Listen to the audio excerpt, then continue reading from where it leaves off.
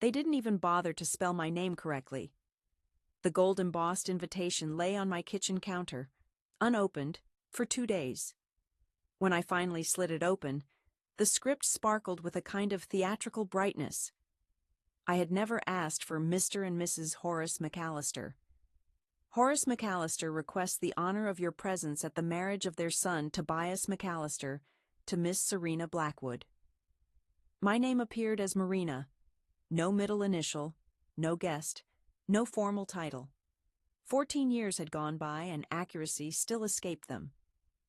I gazed at the invitation in the dim morning light that slipped in through my window, leaving my fresh brewed coffee untouched. Tobias's wedding had taken on the scale of a diplomatic summit from the moment he became engaged to Serena, daughter of the Blackwood family and executive VP at Delmark Holdings. They were exactly the type of family that Horace and Elaine McAllister had always hoped we would marry into, or at the very least, that Tobias would. As for me, I was always too much or never quite enough. Too technical, too understated, too opinionated. I never smiled the right way, never wore pearls, and ignored the expected path. 14 years ago, I walked away from UCLA Medical School with 3 years remaining and a high honors record. My father, Horace McAllister, described it as a disgraceful choice. My mother, Elaine McAllister, wouldn't even mention to her bridge club that I had withdrawn. What they never noticed, what they never bothered to find out, was that I wasn't escaping anything. I was in the process of creating something new. I launched Calistron Electronics from the rear section of a converted warehouse in Eugene. It was just me, a small space heater, and my laptop. I'd purchased it secondhand on Jumble Bay. While Tobias McAllister moved up the ranks in corporate finance using my father's network, I spent my nights debugging firmware and reaching out to Taiwanese suppliers no matter the hour. Present day, Calistron Electronics has reached a value of 1.2 billion turns. I have not written any press releases, and there is no LinkedIn profile. In public, the face of Calistron Electronics is Clive Engel, my godfather, while I am seen as an experienced venture capitalist who thrives when others underestimate me. Behind the scenes, however, the executive committee takes its direction from me. I have never revealed this to my parents, Horace and Elaine McAllister. I simply never found it necessary. The phone at my side vibrated next to the event invitation. My assistant, Gavin Reed, had just texted from the office with confirmation. Final contract delivered. 75 mailers. Signature needed by Thursday. I couldn't help but grin. Baymont Trust, the very same company my brother, Tobias McAllister, had recently joined as a partner. The same organization is now relying on a new semiconductor supply that only Calistron Electronics can provide. 8 years ago, I asked Tobias for a $15,000 loan to launch Calistron Electronics. He laughed and told me, "Do something that matters for once. You're always chasing after phantoms." Now he was at the mercy of the phantom I had become. Carefully, I slid the invitation back inside its envelope. Pristine, without a single fold. A part of me hesitated about attending, but another quieter part inside me wanted to see everything play out, not to seek payback or praise, but simply to witness it happen. I walked confidently into a space they believed belonged to them, never recognizing who brought the room to life. By the storage closet, ma'am, the Blackwood Manor sprawls across 50 acres of perfectly tended calm on the edge of Lake Oswego, Oregon. This was the sort of place that hung chandeliers in the greenhouse, where the valet didn't bother asking your name. He'd simply nod if your car sounded expensive enough. I emerged wearing a black wool crepe dress, long-sleeved, tailored at the waist, with a modest high collar. Elegant and understated, McQueen, though only the sharpest eyes would know. I wore my hair up and kept my heels modest. My invitation stayed sealed in my clutch, untouched since the day I closed it. Once inside, gentle jazz drifted beneath sparkling crystal lights. Waitstaff moved through the space like silhouettes, Each guest wore carefully constructed delight on their faces, clutching flutes of champagne. My mother's voice found me before our eyes met. "Marina," she greeted, brushing her lips against my cheek, in a kiss of air without actually touching me. Her fragrance lingered in the air just a moment after she left. "I'm surprised you made it." "You look healthy," I told her. She retreated a step, eyeing my outfit. "You look businesslike. Black really has always suited you, hasn't it?" Standing beyond her, my father, Horace McAllister, was engaged in a lively discussion with a tall gentleman with silver hair whom I recognized immediately. Serena's father, Mortimer Blackwood, CEO of Delmark Holdings, extended his hand. Their handshake seemed genuine, full of history. The laugh from my father, Horace, reserved for when he was angling for something, drifted over. "You should make your way to the main desk," my mother said, turning to leave. "They've changed a few things," I said. "Serena's family sent some last-second RSVPs. Key business partners. I'm sure you know how it is." "Of course," I answered. Arranged across the check-in table were neatly printed cards encased in silver frames, each organized alphabetically. I looked under Marina McAllister. Nothing appeared. I tried M. McAllister. There was still nothing. The young staff woman at the table simply stared when I spelled out my name once again. "Oh, yes. Sorry. The seating chart's been a little mixed up. Let me just—" She turned to a small clipboard under the table, then indicated the furthest end of the hallway. "We have you at table 19. It's arranged by the side service door, immediately past where the caterers set up." I looked at her. She looked back at me with an apologetic smile by the supply closet. "Ma'am, I found it. A round table with no flowers in the middle, no place cards, a folding chair on one side, and a tablecloth that's just a bit too short." Behind me, the steel kitchen doors kept swinging open and shut. A waiter brushed by, failing to notice I was standing there. "Cozy," I murmured to myself.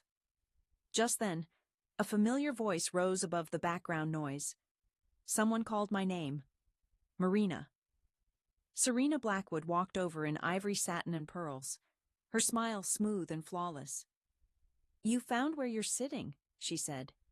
I nodded and told her, "I let the coordinator know you might want something less conspicuous." She looked at me closely. I replied, "Nothing happened." Tobias followed after her, drink in hand, and his tie purposefully loosened for the cameras. "Don't turn this into a scene," he insisted. "We had to give preference to those who are important to the firm. You understand?" I glanced down at the lone napkin resting on the table. 8 years of being ignored, always the subject of their jokes at family dinners. Yet here I was, smiling as I reached into my clutch to retrieve my phone. "Cancel the Delmark contract," I said quietly. "Every part of it." I tapped the screen, paused for a heartbeat, and spoke softly but distinctly. "Gavin, end the arrangement with the band. Completely." His answer came right away. "Got it. Sending the withdrawal notice now." Click. Tobias's eyes widened. "What do you mean?" I angled the phone so he could see. The Calistron Electronics emblem glowed on the dim display. Just below it, the contract waited at its final step for approval. I watched as he knit his brows, as if he couldn't quite process what he was seeing. "This isn't," I interrupted, a hint of amusement in my voice. "That's amusing," I remarked. "That arrangement is confidential. That's $44 million worth of specialized silicon you can't access anymore." Serena inclined her head thoughtfully. "Hold on. Calistron Electronics? That's Clive Engel's company."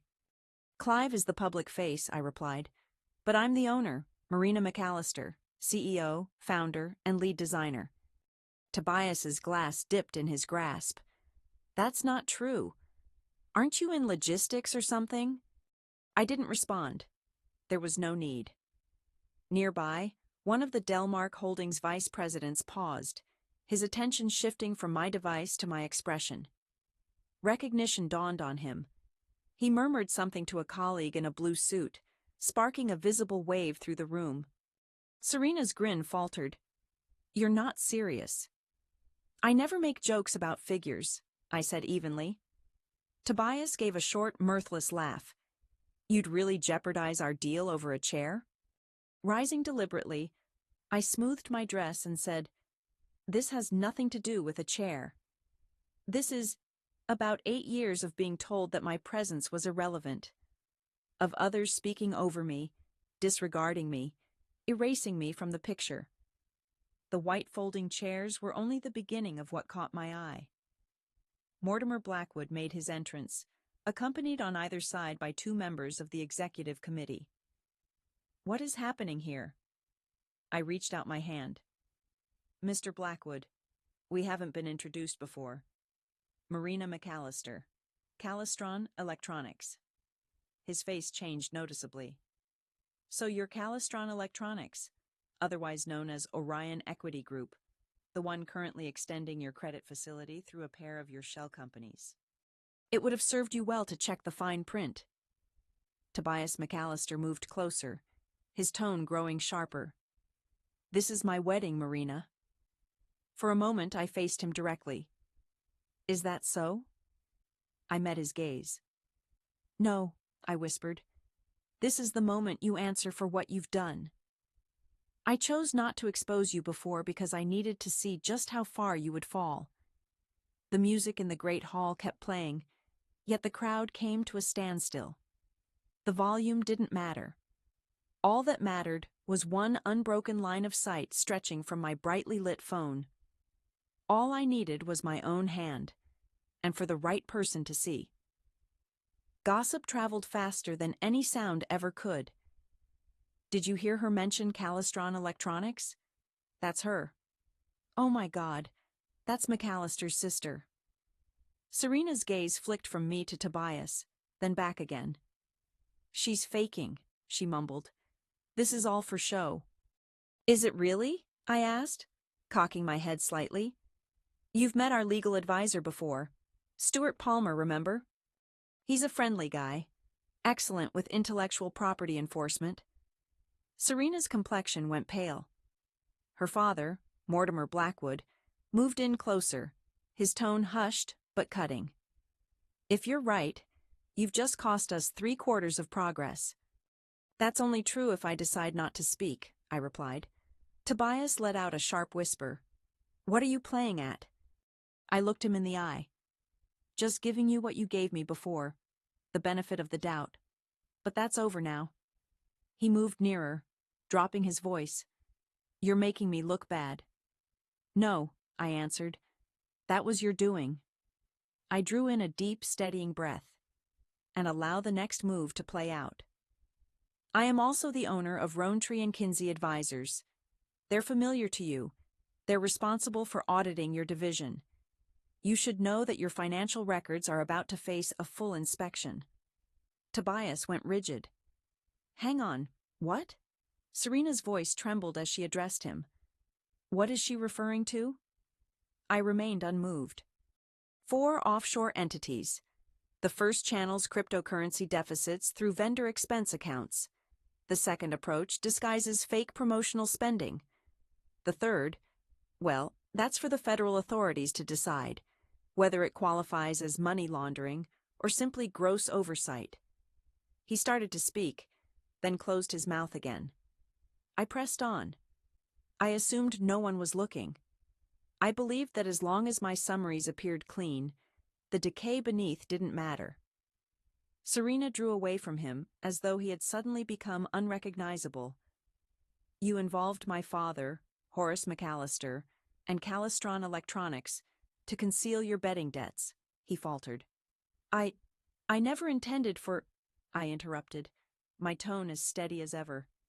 "I refrained from exposing you before because I wanted to see how far you might stumble without my help. It seems the answer is quite a bit." Serena's hand shot up to cover her lips, her mascara now running. Serena's father, Mortimer Blackwood, turned on Tobias. "Was this accurate?" Tobias stayed quiet. His lack of response was answer enough. I noticed security beginning to move in my direction from behind. Mortimer must have given a signal. I lifted my arm a little, measured and steady. I wouldn't do that, Mr. Blackwood. Unless, of course, you want your lenders to demand immediate repayment. Orion Equity Group owns the loan papers for 3 of your funding subsidiaries. With a single call, I could start a review process. The security chief hesitated, his eyes shifting to Serena's father, Mortimer Blackwood. The mood in the room changed once more. Now, a layer of sweat broke across Tobias's forehead, seeping through the styling product in his hair. This was orchestrated? I simply shook my head. No, I just stopped shrinking myself for your benefit. His laugh was abrupt, jagged, nearly manic. So now what? This is about payback? An executive committee seat? Money? I stepped closer. By the next fiscal year, Calistron Electronics will complete its acquisition of Delmark's hardware division. Not because of this moment, but because they were already faltering. I merely ended the bleeding. Serena Blackwood sank heavily onto the corner of a nearby table. Her dress pooled around her legs, limp like wilted silk. "This can't be real," she murmured. "Not today. Not during my marriage ceremony." I studied her, trying to read her expression, but her face was impossible to decipher. "The kitchen crew have a charming spread set up beside the supply room," I commented. "Ideal for a family in your current circumstances." There was no audible shock from the audience. It was unnecessary. The stillness now took on a life of its own. My mother, Elaine McAllister, broke the hush. She charged toward me, her face flushed with anger. "Marina, what are you thinking? This is your brother's wedding day. Have you lost all sense?" I faced her. "You'd like to discuss loss?" I replied quietly. "Try being erased. Picture needing a loan to launch my business and being told, 'Get a real job.' Try enduring the sight of your own family doting on someone whose life has been a falsehood for years, all while acting like I'm the one who's let everyone down." Her lips parted, but not a single word escaped. "You were always more invested in gaining the Blackwoods' favor than in actually seeing me, your daughter." She stared at me as if I had struck her across the face. Horace, my father, lost all the color in his cheeks. There was a faint shake in his hand as he reached to pick up his glass. "Marina," he managed, his voice taut with distress. "We never knew. We thought you were having a hard time." "I was creating something," I replied quietly, "because I understood that if I fell short, you'd just say you warned me. But even if I made it, you'd never acknowledge it, simply because success didn't look the way you imagined it should." I tucked my phone into my clutch. It does now. That day wasn't merely a wedding, it was a performance, and the curtains had just come down. Everyone stayed still. Nobody applauded. Nobody objected. Everyone simply stared. The champagne stopped mid-toast, frozen in people's hands. Conversations abruptly ended halfway through sentences. Even the musicians in the corner let their last chord fade away, not starting another piece. The hush that settled wasn't just emptiness, it was heavy with meaning. Slowly, recognition started to dawn on everyone, dragging down the air like water pouring into a sinking ship. Serena Blackwood remained completely still in her seat. Her fingers were locked on the table's edge, her knuckles stark against the pale satin tablecloth. Her once flawless posture seemed to collapse as her mouth opened slightly, but she couldn't get any words out. Tobias McAllister. I watched him come apart before my eyes. He trembled, clenching and unclenching his jaw as his hands shook. Beads of sweat gathered across his forehead, glistening beneath the elaborate ballroom lighting. He looked like a desperate man searching for a way out, only to discover there was no escape. Tobias staggered closer to me, as if just reaching me might somehow reverse everything.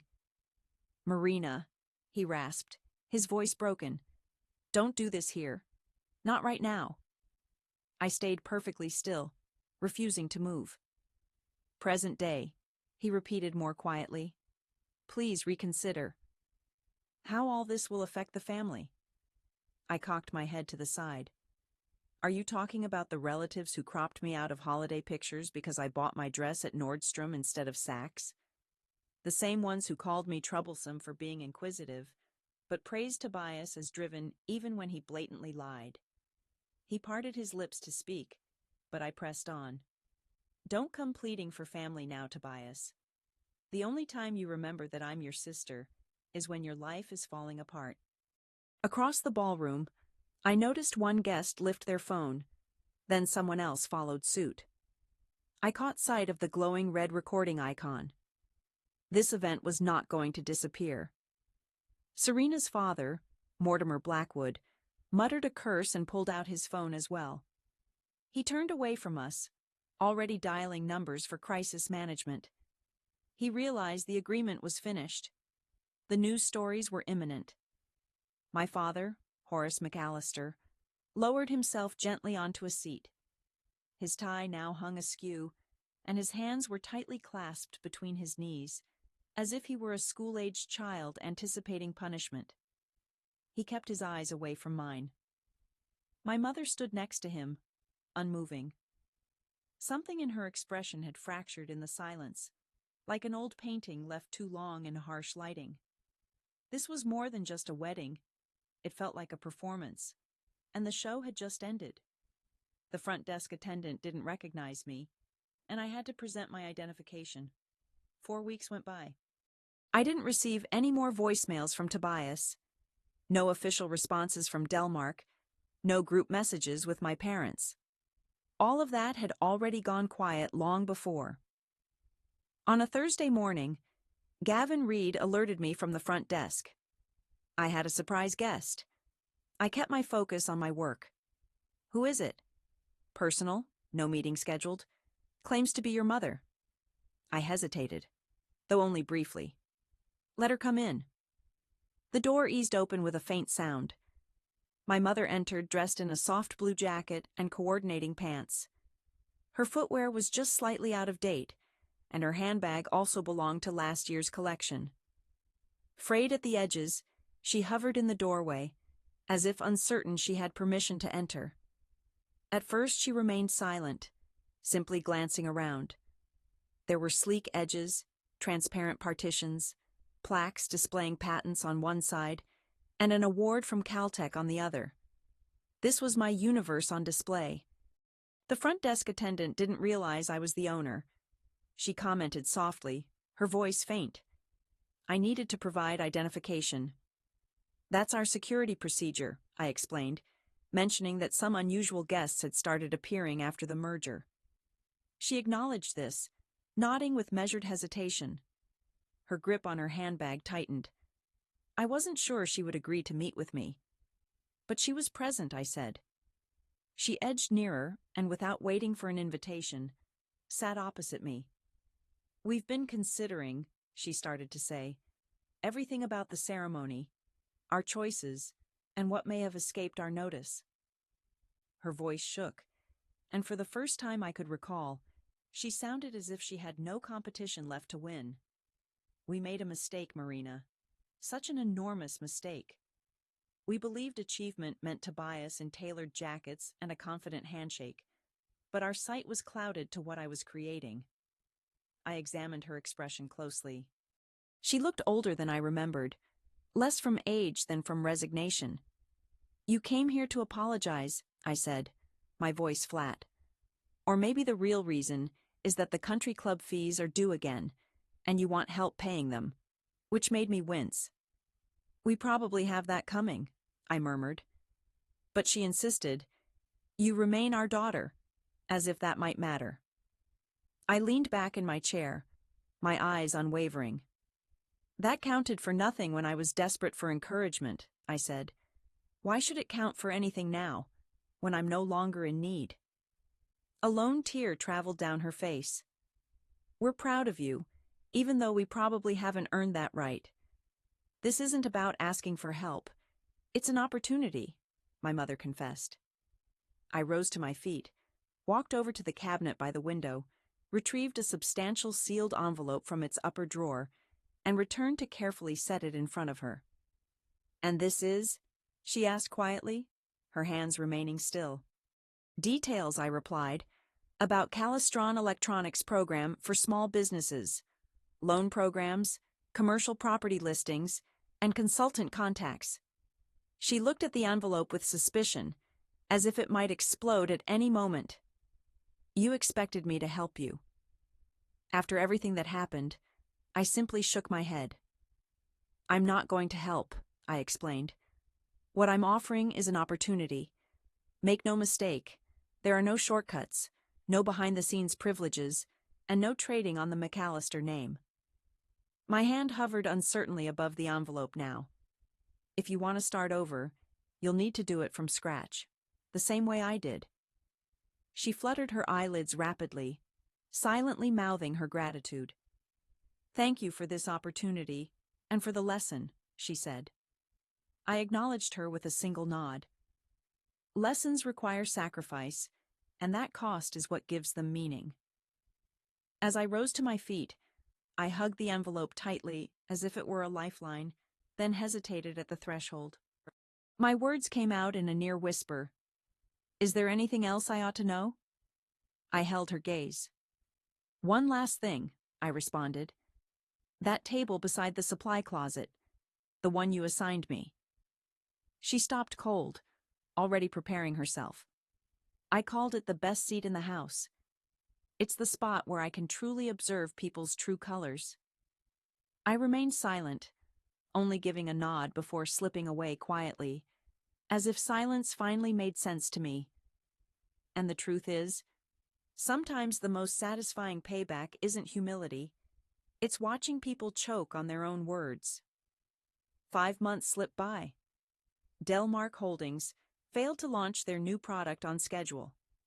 Journalists attributed the delay to supply chain problems. The executive committee placed responsibility on Serena's father, Mortimer Blackwood. Just as I had anticipated, he resigned in a subdued manner. Calistron Electronics took over their hardware unit within the fiscal year. Tobias tried to reframe the narrative, claiming he had moved on to fresh prospects. The reality is, he landed a junior analyst position at a smaller consulting company in Salem. At this point, he's staying in my parents' basement. Serena filed for an annulment within 6 weeks. Her parents severed contact, erased pictures, and withdrew their foundation's gift to the venue. The clips had exploded online, 2.4 million views and counting. I never looked at the comments. Regarding my parents, Horace and Elaine McAllister, they launched a small home goods shop by submitting an application through the program I had given them. They just barely met the requirements.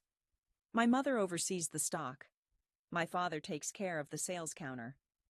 It isn't a lavish operation, but it's my parents' own business, and they're there every day, which is what truly matters. I held on to the old workbench, the one from the original warehouse where I got my start.